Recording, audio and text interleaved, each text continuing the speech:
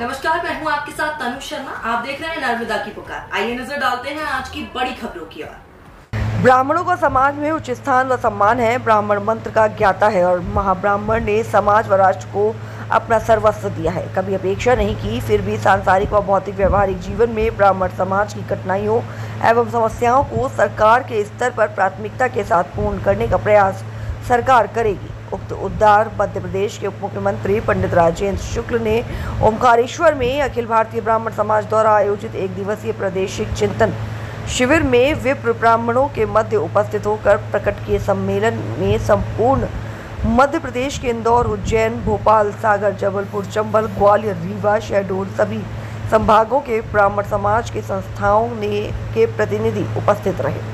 सम्मेलन को संबोधित करते हुए ब्राह्मण समाज के राष्ट्रीय अध्यक्ष पंडित सुरेंद्र चतुर्वेदी ने कहा कि ब्राह्मणों की सामाजिक, राजनीतिक एवं आर्थिक अपेक्षा समाज में आने वाले समय में घातक सिद्ध होगी। ब्राह्मण सदैव से समाज की मुख्य धारा में रहा है। ब्राह्मणों की अपेक्षा कोई भी सरकार करने का प्रयास नहीं करे।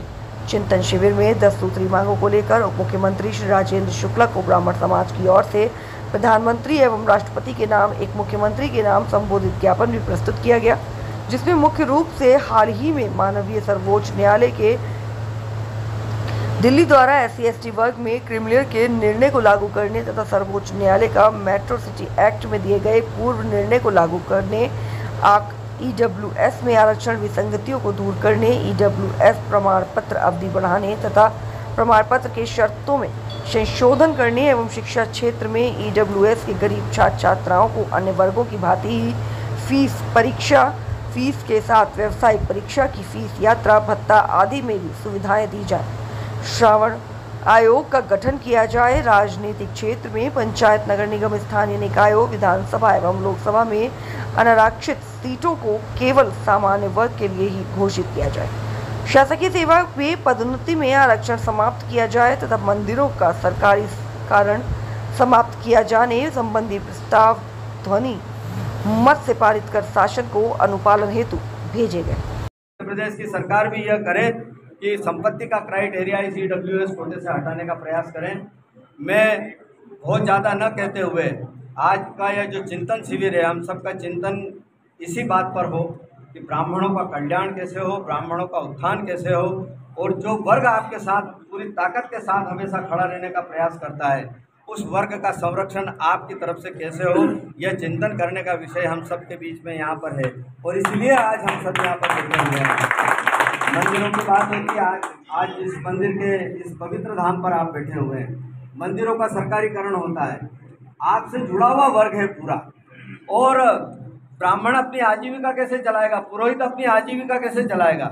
यदि ब्राह्मणों की और पुरोहितों की तीर्थों पर रक्षा नहीं होगी तो तीर्थ तो ब्राह्मणों के बिना तो अधूरा। तीर्थ तो गहना है, तीर्थ का, ब्राह्मण तीर्थ का गहना है, पुजारी तीर्थ का और पुरोहित तीर्थ का गहना है, आभूषण है। और इसलिए ब्राह्मणों की रक्षा होना चाहिए। जगह जगह सरकारीकरण होता है, मंदिरों में पेटियां लगाई जाती है, तो कम से कम किसी धर्म में नहीं होता है। मस्जिद में जाकर के कोई उसकी आय का हिसाब नहीं मांगता है, कभी कोई गुरुद्वारे में नहीं जाता है, कभी चर्च में नहीं जाता है, लेकिन हमारी आमदनी, हमारी उसका पूरा वो रखा जाता है और एक वैतनिक रूप से पुजारी हो जाता है। हमारे तीर्थों में हमारे तीर्थ पुरोहितों का सम्मान हो, हमारा कुंभ होता है उज्जैन में, उन कुंभ की व्यवस्थाओं में उनका पार्टिसिपेशन हो, ऐसे कई तमाम मुद्दे हैं। एक लिखित रूप से भी हमने ज्ञापन बनाया है, आपको समापन के आभार के पूर्व हम पूरा सरकार की ओर से देंगे, सरकार के लिए देंगे, समूचे विप्र ब्राह्मण समाज की ओर से। तो मैं आज के इस अवसर पर आपके प्रति बहुत कृतज्ञता व्यक्त करता हूँ कि आपने ऐसे वर्षा के समय में, और आपका बिल्कुल शेड्यूल आपके CM साहब 26 को आपके ही गृह क्षेत्र में वहाँ रहने वाले, उसके बावजूद भी आपने ब्राह्मण समाज के लिए, विप्र समाज के लिए हम सबको समय दिया। आपका पूरे मध्य प्रदेश के ब्राह्मण समाज की ओर से आपका स्वागत और अभिनंदन करता हूँ। आदरणीय राजौरिया जी भी हमारे बीच में हैं। ब्राह्मण